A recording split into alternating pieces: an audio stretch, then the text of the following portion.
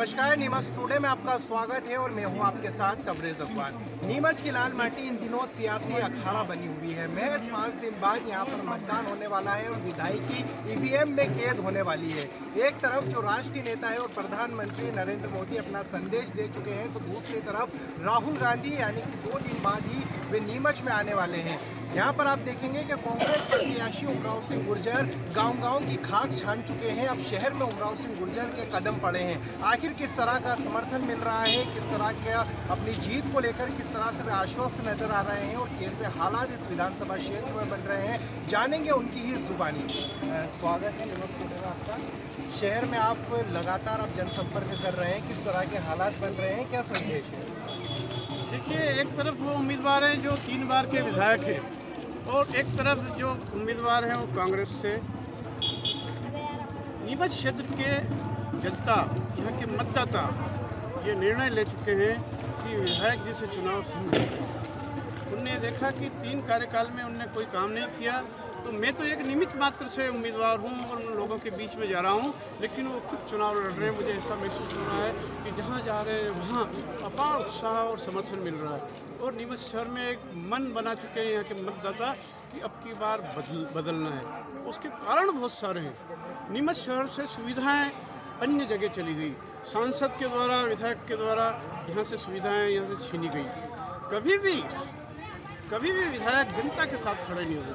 वो खड़े हुए या तो सांसद के साथ जो सुविधाएं छीन रहे हैं, सरकार के साथ, सरकार के अधिकारियों के साथ जो यहाँ पे भ्रष्टाचार में लिप्त हैं, वो नगर पालिका के अधिकारियों के साथ जो नीमच को बर्बाद कर रहे हैं, ऐसे लोगों के साथ विधायक खड़े रहे। कभी जनता के साथ नहीं खड़े हुए। जनता की मांगों पर उन्होंने समर्थन नहीं किया, ना ही कोई काम ऐसा किया है जो दिखे नीमच शहर को कोई काम किया।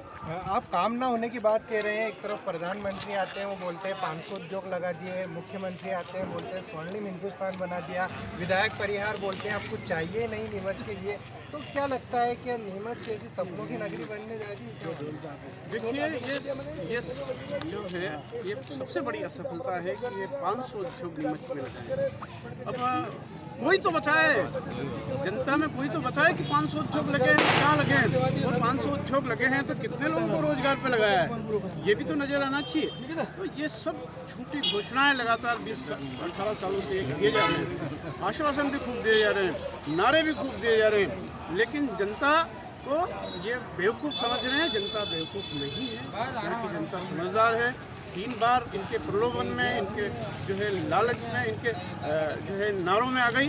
4थी बार जनता इनके पक्ष में नहीं है। तो जो भी निर्णय करेगी जनता, वो इनको मालूम पड़ेगी कि ऐतिहासिक निर्णय नीमच की जनता करेगी और जितने वोटों से कभी हारी नहीं इतिहास में, उससे ज़्यादा वोटों से ये भारतीय जनता पार्टी के उम्मीदवार हारेंगे। क्या लगता है आपको कि प्रधानमंत्री मोदी के शहर में आने के बाद क्या हवा बदलेगी या राहुल गांधी के आंधी की तरफ जनता किसी चली जाएगी? देखिए, यहाँ पे ये जो उम्मीदवार हैं दिलीप सिंह जी परिहार, इनको देख के, इनके कामों को देख के जनता वोट देगी।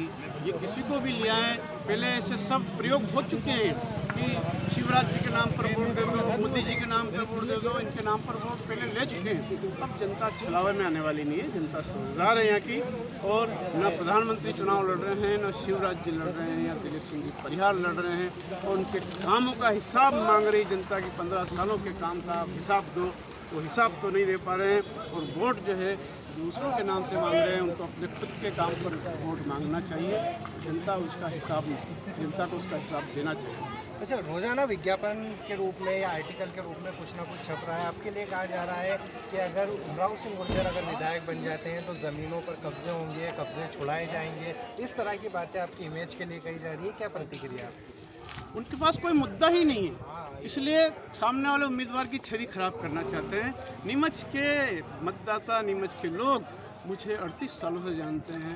मैं उनके बीच में सेवा का काम करता हूं। कोई भी व्यक्ति ये नहीं कह सकता कि उमराव सिंह ने किसी की ज़मीन पर कब्जा किया हो या कोई ऐसा अवैध काम किया हो, और इनके पास कोई मुद्दा नहीं है इसके अलावा। और ये निश्चित रूप से ये मान चुके कि हम हार रहे हैं, इसलिए ऐसी बातों को जानबूझ के उछाल रहे हैं, जिससे जनता को कोई फर्क नहीं पड़ने वाला। जनता सब समझती है। क्या लगता है नीमच में किस तरह की जीत होगी? क्या मानते हैं कितने वोटों से जीत होगी? तो आज़ादी के बाद अभी तक इतने वोटों के अंतर से जीत बिहार का जो है रेशो नहीं रहा, उससे ज़्यादा रेशो की बार रहेगा। और मुझे नीमच के लोगों पर, नीमच के मतदाताओं पर विश्वास है कि ये हज़ारों वोटों से मुझे यहाँ पर चुनाव जिताएंगे। उमराव सिंह गुर्जर की क्या प्राथमिकता रहेगी शहर के मुद्दों को लेकर, गांव के मुद्दों को लेकर, अगर सरकार बनती है, विधायक बनती है? यहाँ पे मुद्दे बहुत हैं और काम भी अनेक है, लेकिन सरकार की इच्छा शक्ति नहीं होती है। हमारे यहाँ पे कमलनाथ जी के मुख्यमंत्री बनने के बाद यहाँ के सभी प्रमुख काम, चाहे वो स्वास्थ्य की व्यवस्था हो, शिक्षा की व्यवस्था हो, रोजगार की व्यवस्था हो, बदहाल सड़कों की व्यवस्था हो, बंगले बगीचे की समस्या हो, चाहे 4 लेन हो भाटखेड़ा से रुंगलावदा का, चाहे बाईपास हो, चाहे वो ब्रिज हो, इन सब को प्राथमिकता से हम करवाने का काम करेंगे। यहाँ पे भ्रष्टाचार का अंत करेंगे और ये 18 साल के कुशासन का यहाँ पे हम अंत करेंगे। तो ये थे हमारे साथ कांग्रेस प्रत्याशी और किसान नेता उमराव सिंह गुर्जर, जिन्होंने तमाम सवालों के बेबाकी के साथ जवाब दिए हैं। इसके साथ ही अपनी जीत को लेकर आश्वस्त नजर आए हैं। आप देखते रहिए नीमच टुडे।